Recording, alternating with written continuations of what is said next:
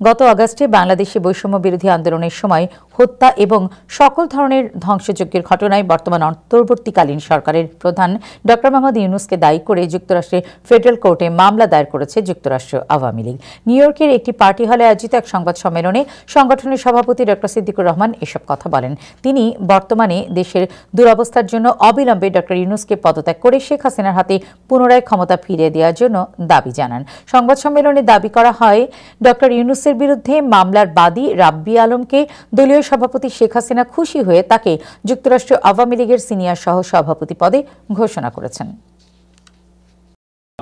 তার ফ্যামিলি তাদের অনেকেরই বাড়িঘর পুড়িয়ে দিয়েছে, অনেকেরই ভাই আত্মীয় স্বজন মারা গিয়েছে। তাদের মার্ডার কেসে আমরা এখান থেকে বিভিন্ন কেস স্টেট থেকে আমরা সে সমস্ত কেসের কার্যকর করার জন্য আমরা শুরু করেছি, যেটা আমরা শেষ করে একটা করা হয়েছে যে ডকেট হিসেবে গৃহীত হয়েছে, সেটা ডক্টর আলম মিশিগান স্টেটে করেছেন। আন্তর্জাতিক আইনে এগুলো সন্ত্রাসবাদের ভিতরে পড়ে এবং এই সো-কল ডক্টর কিলার ম্যাটিকুলাস ডিজাইনার ইউনূস, ওনার বিরুদ্ধে আমরা যে মামলা দায়ের করেছিলাম 28 সেপ্টেম্বর 2024 আমরা মামলা দায়ের করেছিলাম ফেডারেল ইস্টার্ন ডিস্ট্রিক্ট কোর্টে।